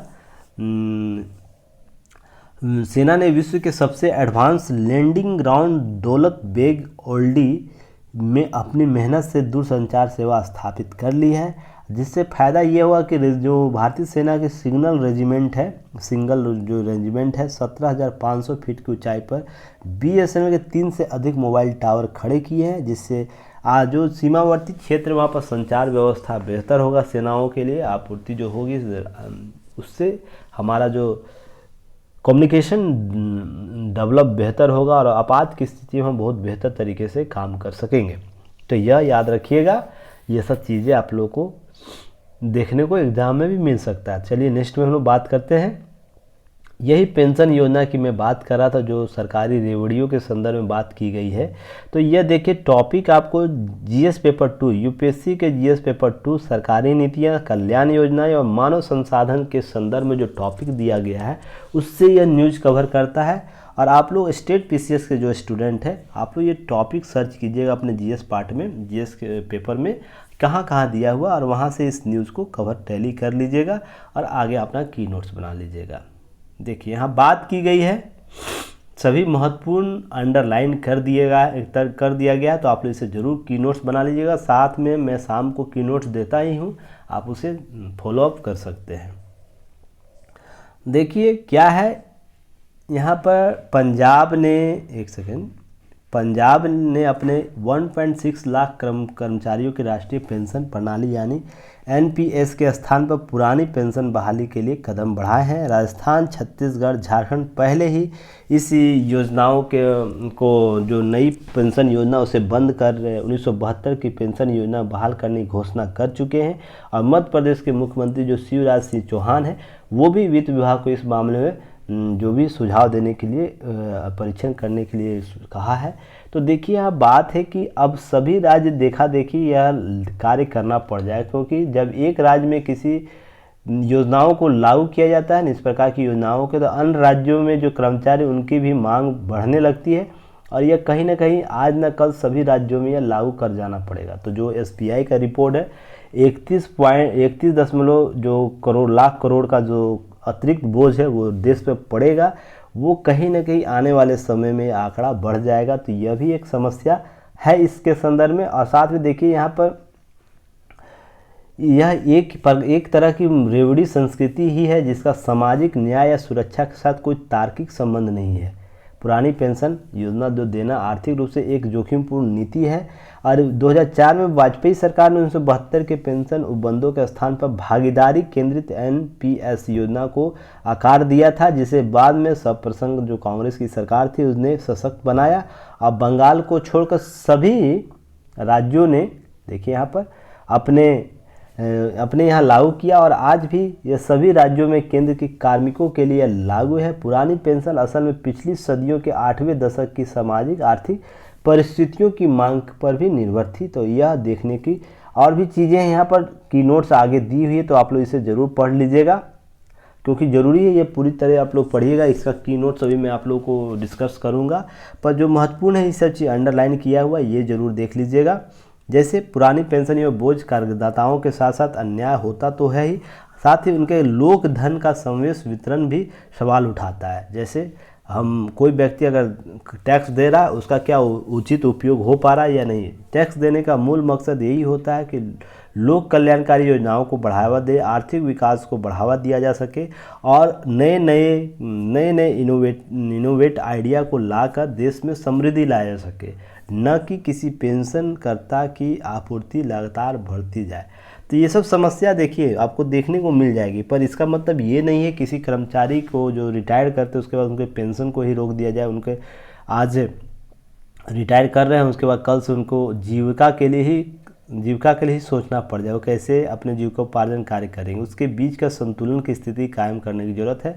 उसके लिए 2-4 चीज़ें की जाएगी जो मैं अभी चर्चा करूँगा, पर उससे पहले जो आंकड़े दिए गए हैं उसे आप लोग ज़रूर देख लीजिए। जैसे centre for monitoring Indian economy के मुताबिक राज्यों ने अपने राजस्व में पेंशन खर्च का हिस्सा तेज़ी से बढ़ा रहा है। जैसे 1990 में मात्र 8.7% था, जो 2020-21 में यह बढ़कर 26% पास आ गया। देखिए राजस्व में पेंशन खर्च का जो हिस्सा है वो कितना प्रतिशत वर्तमान में 26%। कितना बड़ी राशि है सोच सकते हैं।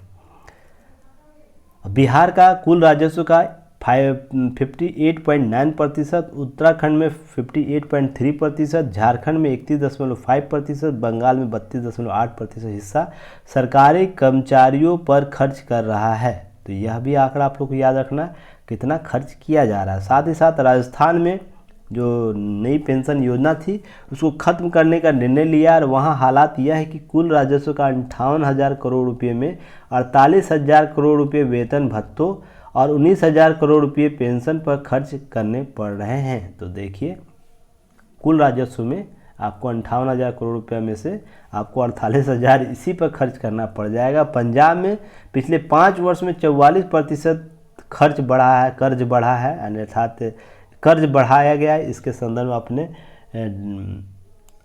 वो अपने 1.5 लाख करोड़ रुपए से बजट में करीब 61,000 करोड़ रुपए कर्मचारियों को वेतन और पेंशन पर खर्च कर सकते हैं। सोच लीजिए कितना अन्यायपूर्ण काम टैक्स पेयर के साथ होता है, राज्य के अन्य लोगों के साथ होता है।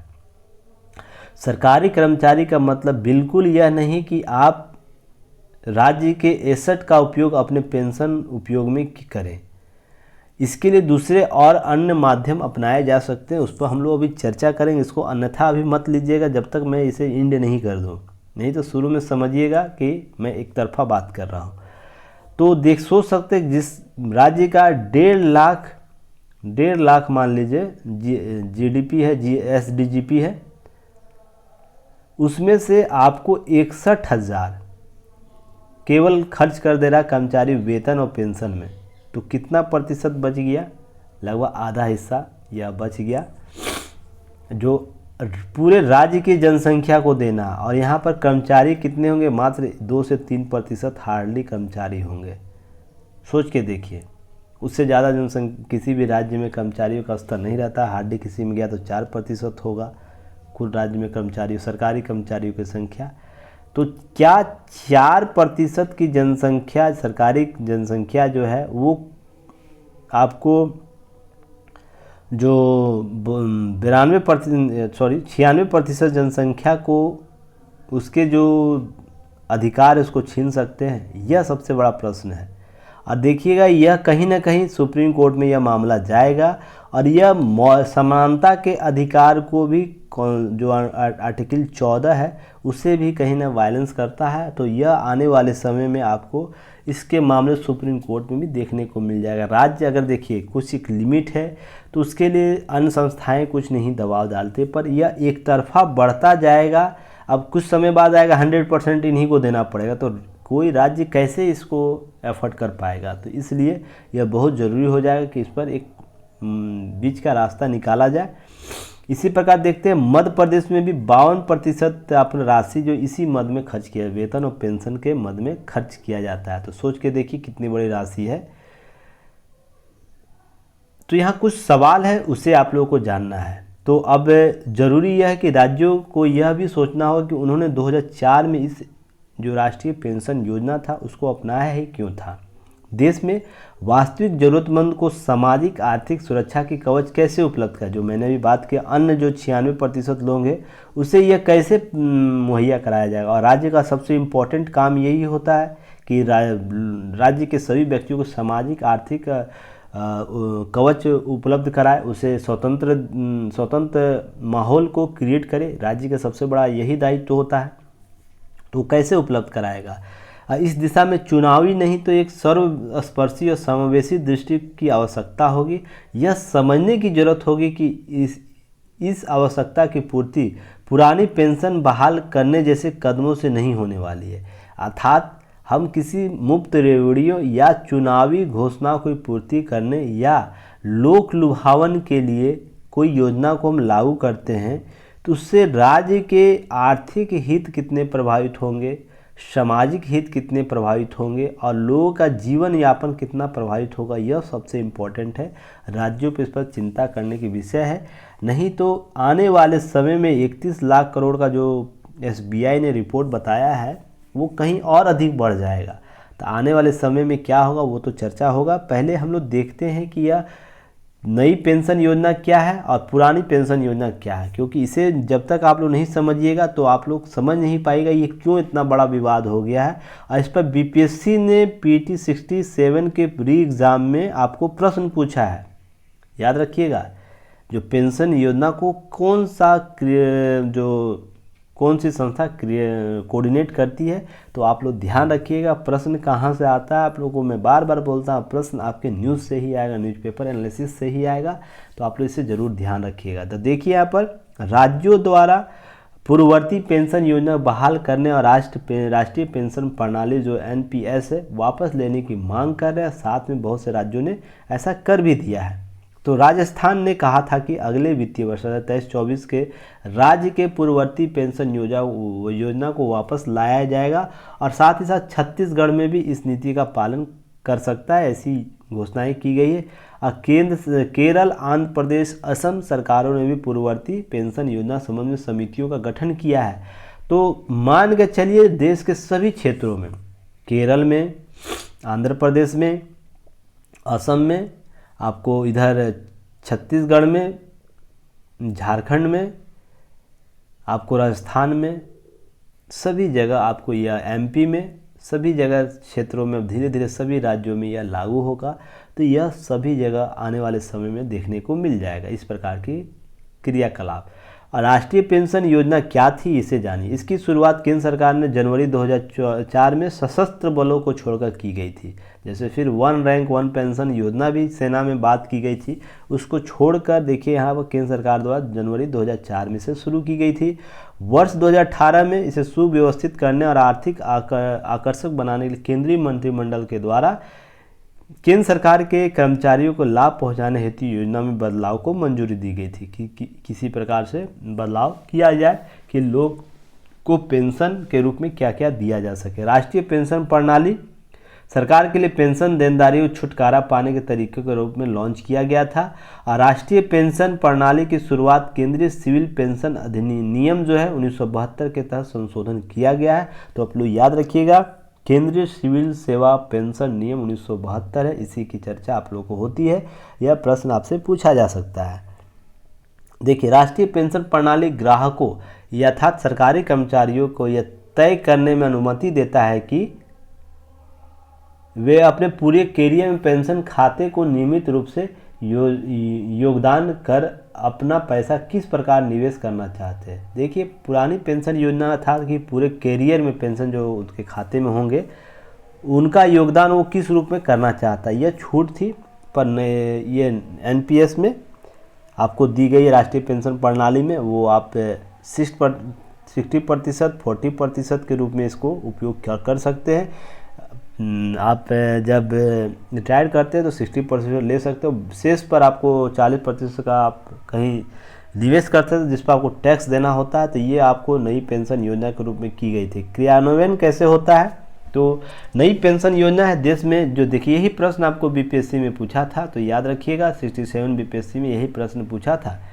जो नई पेंशन योजना है PFRDA pension fund regulating and development authority द्वारा क्रियान्वित और विनियमित किया जाता है। तो आप बताइएगा कि बीपीएससी से क्वेश्चन यहाँ से भी आते हैं। तो इस प्रकार का न्यूज़ ये पहले होता, जबकि पेंशन योजना बहुत दिनों से चर्चा में था। तो आपको बीपीएससी से प्रश्न ऐसे ही मिल जाए, इसी प्रकार यूपीएससी से प्रश्न आपको देखने को मिलेगा, ध्यान रखिएगा। इसी तरह स्टेट पीसीएस में यूपी में जाइए, एमपी में जाइए, राजस्थान में जाइए, हरियाणा में जाइए, छत्तीसगढ़ में जाइए या उत्तराखंड में, कहीं भी जाइए आपको वहाँ पर प्रश्न देखने को मिल जाएगा।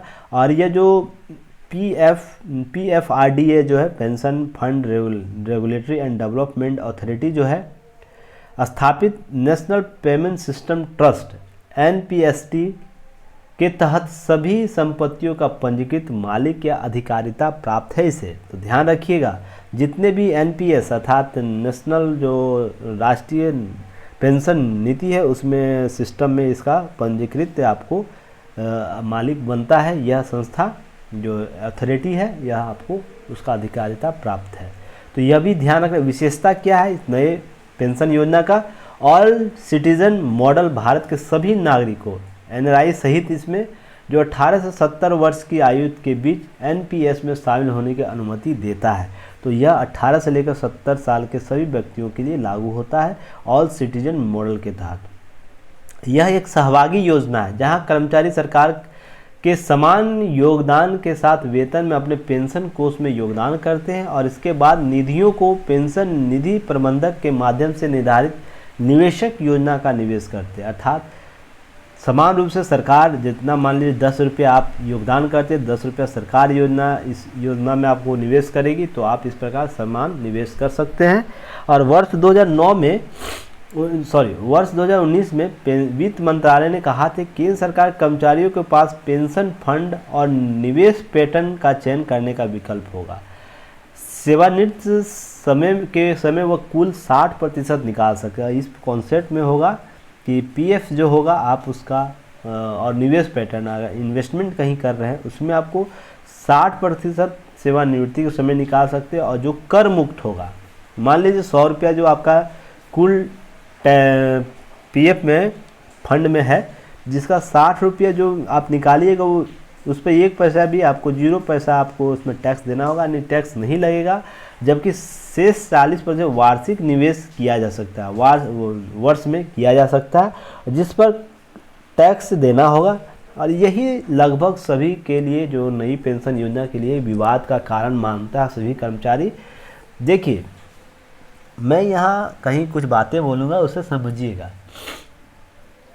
जो चीज़ें प्रचलन में शुरू से आ रही है ना, मान लीजिए जो 47 में जो चीज़ें थी 1947 में, क्या आज 2022 में वो होनी चाहिए? स्वयं से पूछिएगा। नहीं होनी चाहिए, इसमें बदलाव जरूर होने चाहिए। मेरा भी मानना, आपका भी मानना होगा। पर लाभ किसी व्यक्ति विशेष को 1947 जिस स्तर पर मिल रहा है, लाभ की जो प्रवृत्ति है वही 2022 में भी चाहता है। मान लीजिए आपको पेंशन 1947 जिस रूप से मिल रहा था, उसी नीति पर 2022 में भी चाहेगा व्यक्ति कि उसे मिले, क्योंकि उसे बहुत सी चीज़ें मुफ्त प्राप्त होती है। तो यह टैक्स, देखिए टैक्स जब बात भी आता है, टैक्स का कंसेशन का बात, तो लोग देखिए यहाँ पर भारत में है ना, एक्चुअली प्रॉब्लम क्या है, भारत में पेई सिस्टम डेवलप नहीं है। अर्थात जो टैक्स अधिक देगा उसकी उपयोगिता अधिक होगी। अर्थात आप कोई सामान खरीदने जाते हैं, एक मैं एक चीज़ आपको यहाँ से एग्जांपल के तौर पर समझा सकता हूँ इस रूप से। कोई व्यक्ति कोई सेवा दे रहा है, रेलवे में मान लीजिए जा रहा है कोई यात्री, वो जनरल बोगी में टिकट कटाता है, वो मान लीजिए 75 रुपये का टिकट हो, स्लीपर में कटाता है 220 के आसपास या 250 मान के चलिए 250 रुपये, थर्ड एसी में कटाता है लगभग 1000 का टिकट होता है थर्ड एसी, 2 एसी में आपको लगभग 3500 का टिकट होता है और फर्स्ट एसी में लगभग 5500 का टिकट होता है। तो बताइए यहाँ पर आप एक ही यात्री है, एक ही ट्रेन है और यात्री यहाँ पर अलग अलग है और सभी में सेवाओं का स्तर अलग अलग हो जाता है। ध्यान रखिएगा जो मैं चीज़ें आपको बता रहा हूँ, सेवाओं का जो स्तर है अलग अलग। जो फर्स्ट एसी में बैठा है उसे रेलवे बेहतर तरीके से ट्रीट करेगी, उसको सभी सुविधाएं देगी, जाने क्रम यात्रा के क्रम उसे नाश्ता देगी, पानी देगी, सब कुछ अवेलेबल है, 24 घंटा उसके लिए अवेलेबल कर्मचारी होगा क्योंकि सबसे ज़्यादा वो पे किया है। उसी के स्तर में इसमें भी देखने को मिल जाएगा, कुछ उससे कम होगा फर्स्ट एसी से। थर्ड एसी में आपको बस खाना पानी दिया जाएगा जो है, और बहुत अब तो वो भी समाप्त हो चुका है, अब आपको खुद से खरीदना पे करें। केवल यहाँ पर सुविधाएं दी जाती है, बेडशीट और कंबल की, एसी का प्रबंध किया जाता है, खाना आपको अब से खुद से परचेज करना। पर यहाँ पर सेकेंड एसी या फर्स्ट एसी जो है वहाँ पर सब कुछ दिया था, खाना पीना, साफ़ सफाई और प्लस जो चीज़ें आप लोगों को एक 5 स्टार होटल में ट्रीट किया जाता है, जिस रूप से आपको प्रति एक व्यक्ति जवाबदेह होता है आपके यात्रा के दौरान, तो वह सेवाएं दी थी। और स्लीपर में आपको कोई पूछने वाला नहीं, यहाँ तक टीटी भी कभी कभी आते हैं और जनरल बोगी में तो कहना ही नहीं है।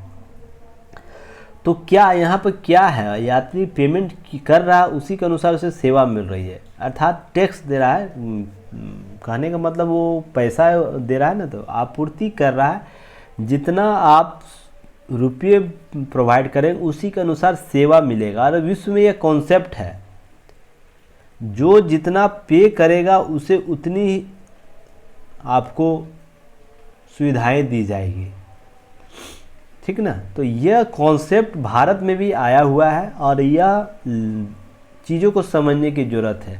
यहाँ पर किसी अन्यथा रूप में लेने की ज़रूरत नहीं है, केवल यहाँ यह समझना, जब टैक्स की बात है, टैक्स कोई देना नहीं चाहता पर सुविधाएं सभी को चाहिए। तो देखिए सरकार के पास एसेट बहुत कम होता है, सरकार के पास जो टैक्स आता है डायरेक्ट एंड इनडायरेक्ट टैक्स, उसी से वह संग्रह कर कर आपको सुविधाएं देता है। पर यहाँ पर क्या इनडायरेक्ट टैक्स तो चलिए ठीक है, अभी भी जीएसटी के रूप में देखा जा रहा है, वो इम्प्रूवमेंट हो रहा है, बढ़ रहा है, पर डायरेक्ट टैक्स में मात्रा में बड़ी वृद्धि नहीं हुई। अर्थात जो प्रतिशत मात्रा होनी चाहिए विकसित देशों में, जैसे आपको ये देख सकते हैं स्वीडन देश है, आइसलैंड है या लिजन वर्ग है, वहाँ पर 75 से 90% लोग हैं ना डायरेक्ट टैक्स देते हैं, डायरेक्ट टैक्स देते हैं, 90% लोग डायरेक्ट टैक्स देते हैं। इनडायरेक्ट की तो बात छोड़ ही दी, इनडायरेक्ट तो सभी भी लोग देते हैं, जो हम लोग परचेज करते हैं उसके पीछे जो मूल्य होता है उसमें इनडायरेक्ट टैक्स जुड़ा होता है, डायरेक्ट पे यहाँ पर देते हैं। पर भारत में यह स्तर बहुत कम देखने को मिलता है, तो यह चीज़ें यहीं पर फंस जाती है। जब डायरेक्ट टैक्स देने की जवाबदेही आती है तो राज्यों के हित में राज्यों पर छोड़ दिया जाता है, आप इसे पूर्ति करिए। तो कोई राज्य के समझ पैसे ही न हो, वैसे वो आपको पेंशन योजना लागू करेगी। तो यह सबसे बड़ा विकल्प है और इस पर समझने की ज़रूरत है अन्य राज्यों को भी कि रेवड़ियों के संदर्भ में काम नहीं करे। और यहाँ तक कि निजी व्यक्ति भी इस योजना का विकल्प चुन सकता है, जो न्यू पेंशन योजना है उसमें। तो यह भी सोचने नया इनोवेटिव था। पूर्ववर्ती पेंशन योजना को परिभाषित पेंशन जो लाभ है योजना क्या है, इसे आप लोग जान लीजिए। यह योजना जो पेंशन 1972 का पेंशन योजना था वो क्या था, इसे जानिए।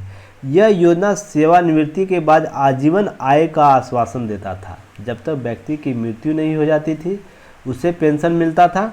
ध्यान रखिएगा, मान लीजिए व्यक्ति का 50,000 पेंशन स्टार्ट होता है मान लीजिए, तो आजीवन उसे सारे टीए क्या क्या चीज़ें होती है सभी जोड़कर मिलेगा।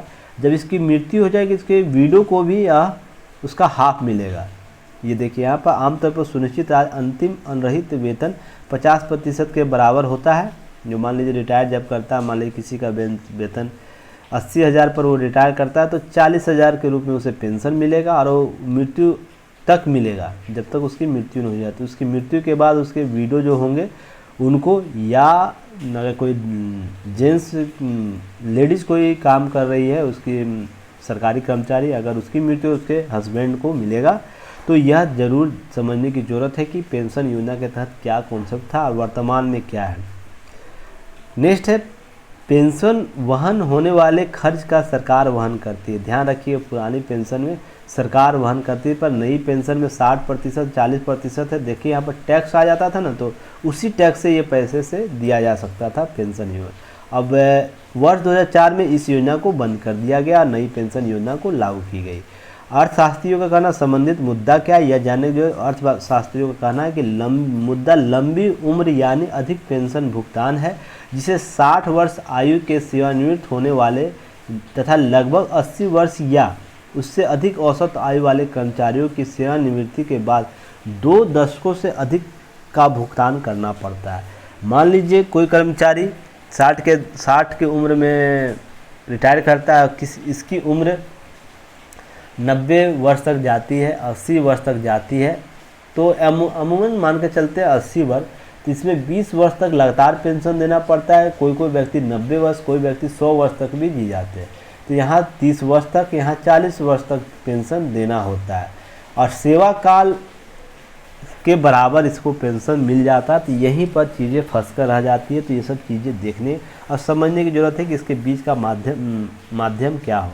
इसके अलावा पेंशनभोगी की मृत्यु की स्थिति के बाद पति या पत्नी OPS के तहत पेंशन के एक हिस्सेदारी के हक भी रखते हैं।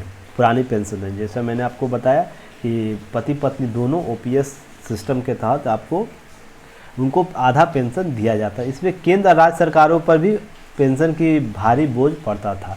यह भी देखिए समझने वाली बात है। पेंशन निधि विनियामक और विकास प्राधिकरण क्या है, इस पर प्रश्न जो BPSC ने पूछा है, तो आपको और भी PCS में पूछ सकता है, UPSC में भी पूछ सकता है। यह राष्ट्रीय पेंशन प्रणाली व्यवस्थित, विनियमित और उसे बढ़ावा देने सुनिश्चित करने के लिए संसद में एक अधिनियम द्वारा स्थापित वैधानिक प्राधिकरण है। क्या है? वैधानिक प्राधिकरण है, ना कि संवैधानिक प्राधिकरण है। संविधान के साथ लागू नहीं हुआ, इसे किसी विधि विधान के तहत लाया गया है, इसलिए वैधानिक प्राधिकरण है। यह वित्त मंत्रालय के वित्तीय सेवा विभाग के अंतर्गत कार्य करता है, डिपार्टमेंट ऑफ फाइनेंशियल सर्विस के तहत काम करता है। याद रखिएगा शॉर्ट फॉर्म DFS के तहत काम करता है। तो कार्य क्या है इसका? यह विभिन्न मध्यवर्ती एजेंसियों जैसे pension fund manager, central record keeping agency आदि की नियुक्ति कार्य करता है। तो यह इस रूप से भी कार्य करता है। नई पेंशन योजना के तहत पेंशन उद्योग के विकास, इसे बढ़ावा देने और नियंत्रण कार्य करता है। और अटल जो पेंशन योजना प्रबंधन भी यही करता है। ध्यान रखिएगा अटल पेंशन योजना जो शुरुआत की गई थी, इसका भी मॉनिटरिंग यही संगठन प्राधिकरण करता है। तो आपको प्रश्न यहाँ से पूछा जा सकता है कि जो प्राधिकरण है अटल पेंशन योजना का रेगुलेशन कौन करता है। तो उम्मीद करता हूँ चीज़ें आप लोग समझ गए होंगे, क्यों विवाद है, कि क्या सॉल्यूशन निकालना चाहिए। इसका सॉल्यूशन 2-3 चीज़ हो सकता है। जैसे पहला सॉल्यूशन के तौर पर यह कहा जा सकता है कि राज्य के आय में वृद्धि की जाए। आय में वृद्धि करने के लिए निवेश लाना होगा, निवेश को बढ़ावा देना होगा, तभी आय में वृद्धि होगी। और भी इनोवेटिव कॉन्सेप्ट डेवलप करना, जबकि राज्यों के पास अगर अधिक वित्त होगा तो कोई भी पेंशन देने के लिए कोई अतिरिक्त चीज़ें दबाव नहीं पड़ेगी। तीसरा, स्वैच्छिक रूप से लोगों को यह जानना समझना होगा कि आप किस रूप से काम करना चाहते हैं। जैसे अब वर्तमान में है क्या, जैसे वेतन अधिक दे दिया जाए। वेतन पहले था कम और पेंशन दिया जाता है, इस कॉन्सेप्ट पर वेतन अधिक दे दिया जाए, पेंशन नहीं बाद में दिया जाए। यह भी एक कॉन्सेप्ट है जो लागू हुआ था। क्या इस पर आपको एक कमेटी बैठाकर इस पर पुनः चर्चा करने की ज़रूरत है, क्या ये कॉन्सेप्ट लागू होने लायक है या नहीं है। तीसरा है, इसके लिए सरकार यह भी कर सकती है कि जो 60% का जो राशि है जो कर मुक्त दी जाती है उसको वो इन्वेस्टमेंट पहले ही करे, एक निश्चित इन्वेस्टमेंट करे जिससे वो प्रॉफिट देते रहे उस पर सरकार, और जो प्रॉफिट सरकार देगी उसका वो टैक्स के रूप में उपयोग कर सकती है। यह भी आप सरकार ये काम करती है। हालांकि जो पैसा जाता है ना उसका वो कहीं ना कहीं इसी रूप से उपयोग करती है, पर उसके एवज में इस प्रकार का काम नहीं सरकार करती है कि जो उसका इन्वेस्टमेंट होता है, उससे जो प्रॉफिट होता है उसका उपयोग राज्य के कर्मचारियों को नहीं मिलता बल्कि राज्य सरकार को या केंद्र सरकार को इससे मिलता है। लास्ट में यह भी हो सकता है कि हम इस योजनाओं को पुनः एक नई कमेटी गठित कर सकते हैं। सर्वोच्च न्यायालय या सर्वोच्च न्यायालय के सेवानिवृत्त जो न्यायाधीश होंगे, एक व्यापक नई प्रणाली को विकसित किया जा सकता है जिसमें हम संतुलन वाले मार्ग पर चल सकते हैं। एक नई नीति लाई, पेंशन नीति योजना लाई जाए जिसमें सभी के हित पूर्ति हो, राज्य के भी हित पूर्ति हो, कर्मचारियों के भी हित पूर्ति हो, और जो आम जनता है उसके भी हितों को समान तहजीब दिए जाए। अर्थात संतुलन की स्थिति कायम करने के लिए एक नई कमेटी का गठन किया जाए, जिसके बाद हम सोच सकते हैं, समझ सकते हैं ये समस्या कैसे हो। सबसे बड़ी समस्या आर्थिक समृद्धि लाना, नहीं तो अतिरिक्त बोझ जब आ जाएगा, राज्य क्लब्स कर जाएगा, फिर अराजकता फैल जाएगी। तो इससे अच्छा बेहतर होगा चीज़ों को पहले ही समझ ले और समझाया जाए। तो चलिए हम कोशिश करते हैं आप लोग इन सब चीज़ों को समझे होंगे। देखिए, यूरोप में नए राष्ट्रवाद के प्रतिनिधि हैं जॉर्जिया मेलोनी। तो इस आर्टिकल को आप लोग पढ़िएगा, मैं इस पर एक वीडियो बनाऊंगा, यूरोप में नया राष्ट्रवाद क्या है, क्योंकि यह विस्तृत टॉपिक होगा। ध्यान रखिएगा, यह विस्तृत टॉपिक है क्योंकि यूरोप के सभी कंट्रियों का राष्ट्रवाद पहले समझना होगा। राष्ट्रवाद क्या है, नया राष्ट्रवाद का जन्म क्यों हुआ, क्यों यह जरूरी हो गया है यूरोप में। और इटली इस प्रकार से देखिए, इटली में जो ये कॉन्सेप्ट है यह क्यों प्रभावी दिख रही है इस प्रकार के कॉन्सेप्ट में। तो आपको मैं इस पर स्पेशल वीडियो बनाऊंगा। फिलहाल आप लोग इसे ज़रूर देख लीजिएगा, अंडरलाइन किया हुआ चीज़ों को समझ लीजिएगा, बाकी चीज़ें हम लोग विशेष बात करेंगे। उम्मीद करता हूँ आज के न्यूज़ में जो भी चीज़ें था कवर हो चुका है। और देखिए कि यहाँ पर हिजाब वाला मामला है ईरान के संदर्भ में। मैं कुछ चीज़ें बताया था पहले भी, आप लोग याद रखे होंगे। जब हिजाब मामला आया था, शुरुआत हुआ था, उसी समय मैंने बताया था कि जो मूल प्रवृत्ति नहीं है ना किसी धर्म और पंथ का, उससे आप ज़बरदस्ती नहीं थोपिए, नहीं तो क्या होगा, लोगों में स्वेच्छा से स्वतंत्रता की मांग बढ़ेगी, और जब मांग बढ़ेगी तो इसी प्रकार के विरोध होंगे, प्रदर्शन होंगे, और आपको फिर कहीं ना कहीं इसमें सुधार करने की ज़रूरत पड़ जाएगी। तो इससे बेहतर होगा कि आत्मचिंतन करें लोग, क्या सही है क्या गलत है। अगर किसी मूल संस्कृति में इस प्रकार के कॉन्सेप्ट नहीं थे, बाद में किसी धार्मिक दबाव में, किसी सामाजिक दबाव में, किसी व्यक्ति के दबाव में, किसी व्यक्ति समूह के दबाव में ऐसा किया गया, तो कहीं न कहीं आने वाले समय में उसी कॉन्सेप्ट में यह विरोध होगा। धार्मिक कॉन्सेप्ट में विरोध हो सकता है, सामाजिक कॉन्सेप्ट में विरोध हो सकता है, व्यक्ति विशेष में कॉन्सेप्ट में विरोध हो सकता है, या व्यक्ति समूह द्वारा। तो आप इस वीरान का विरोध हो रहा है तो आप समझ सकते हैं यही कारक है। मैं क्या बोला था आप लोग समझिएगा उस चीज़ को। उस दिन भी मैंने वीडियो में यही बात बोला था कि पिंजड़े में किसी तोता को रख दिया जाए, वो कभी तोता शांत नहीं बैठता है, या किसी जानवर को किसी पिंजड़े में रख दिया जाए वो तब तक शांत नहीं बैठ सकता है जब तक उसे भूख प्यास नहीं लगती है, थक नहीं जाता है। तो यही विरोध का मूल कारण होता है। कोई विरोध तब तक होता रहेगा जब तक उसकी पूर्ति उसकी इच्छा न कर दी जाए। आप कितने लोगों को मारेंगे? एक लोग से लेकर अभी तक लगभग 130 लोग मर चुके हैं इस संदर्भ में। और जब लोग समझ चुके हैं कि मेरे अधिकार क्या है, क्या समाज विश्व में क्या अधिकार दिया जा रहा है, स्वैच्छिक अधिकार है या स्वैच्छिक अधिकार क्या होता है, मानवाधिकार क्या होता है, तो कोई भी धर्म का जो धर्म के लोग हैं उसको ज़बरदस्ती उस पर लागू नहीं कर सकता है। यह चीज़ समझ, और वो भी मूल प्रवृत्ति में यह नहीं रहा है।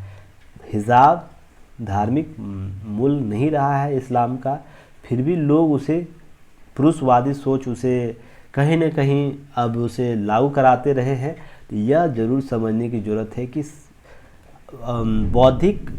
बौद्धिक जो संतुलन है उसको सही करने का है कि क्या ज़रूरी है। मैं कितनी बार बोला हूँ और आज भी बोलूँगा, पृथ्वी एक है, ठीक ना। इसे जितना सहेज के रखा जाए लोगों के द्वारा उतना स्तर अच्छा होगा, नहीं तो यह आने वाले कुछ 100 सालों में समाप्त हो जाएगी।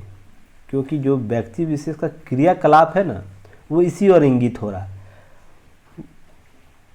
या आप पर्यावरण रूप से यह समाप्त हो जाएगी, इस पर जो लोग रह रहे हैं, पर्यावरण रूप से जो भी दबाव देखने ग्लोबल वार्मिंग के संदर्भ में हम लोग देख रहे हैं, पृथ्वी हीट हो रही। एक दिन ऐसा समय आएगा, अगर इस पर सही तरीके से काम नहीं हो तो एक समय ऐसा आएगा स्वतः विस्फोटन होगा, सभी चीज़ें समाप्त होगा। और वर्ल्ड जो अंतरिक्ष में आप देख रहे होंगे, अभी तक कोई भी निवास योग्य नेचुरल ग्रह नहीं है। हम अननेचुरल ग्रह मंगल में अपना कॉलोनी बसा रहे हैं, पर अननेचुरल होगा वो। नेचुरल जैसे पृथ्वी पर है जीवन अभी तक खोजी नहीं जा चुकी है।